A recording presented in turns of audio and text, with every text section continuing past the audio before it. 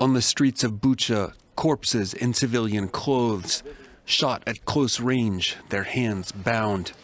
In Western halls of power, outrage at what appears to be a massacre carried out by Russian forces in retreat. German Chancellor Olaf Scholtz vowing new sanctions on Moscow. At a demonstration in Berlin Sunday, protesters denounced the Russian war effort. The US, the UN, the EU and NATO have all expressed their horror. French President Emmanuel Macron describing the images as unbearable and calling for Russian authorities to answer for the crimes. The Russian Defense Ministry says the alleged massacre in Bucha has been staged by the Ukrainian government. Its claims are similar to those made by Moscow after a Russian airstrike destroyed a maternity hospital in the besieged southern port city of Mariupol.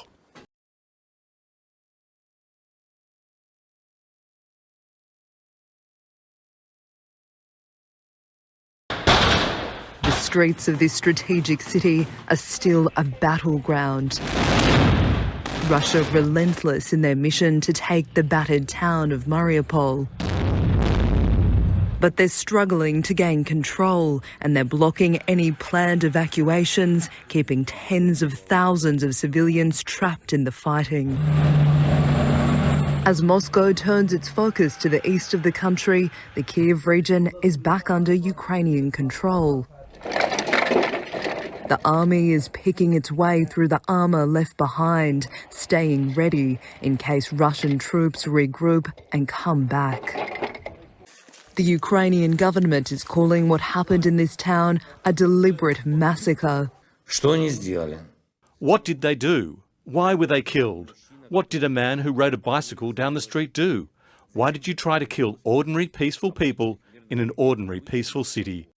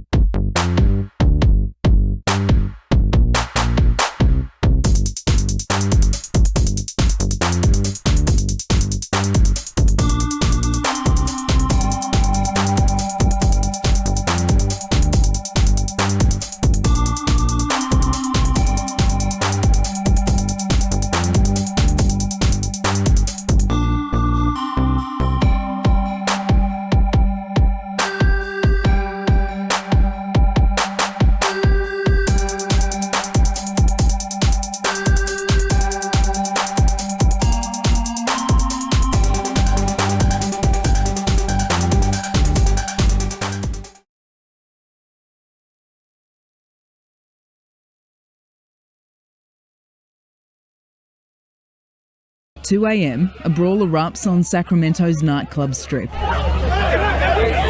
When the sound of automatic gunfire rings out.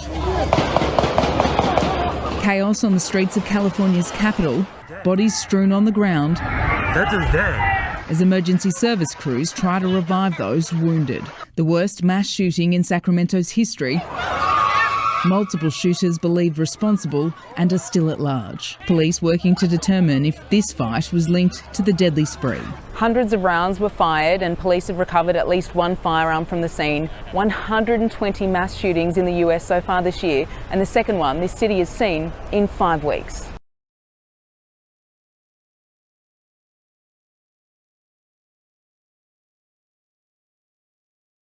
At least 20 prisoners have been killed during a gang confrontation at a prison in southern Ecuador.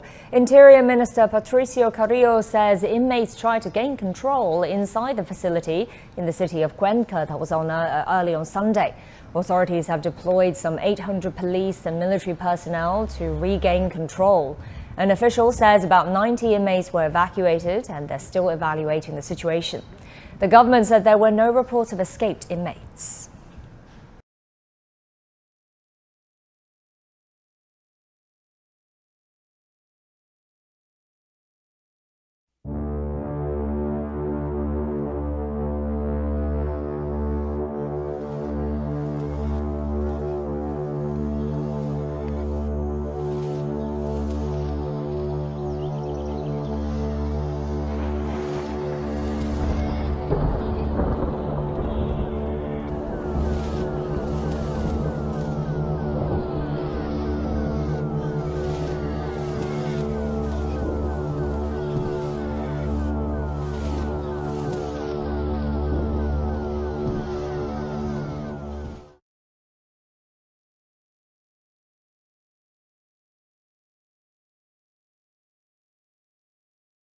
Hong Kong leader Carrie Lam has announced that she will be stepping down in June, bringing an end to a controversial term which saw massive democracy protests quashed and led to greater Chinese control in Hong Kong. Ending months of speculation, Lam told reporters that she would not seek a second term when a committee made up of the city's political elite chooses a new leader next month. She said that she wanted to spend more time with her family and that leaders in China understood that.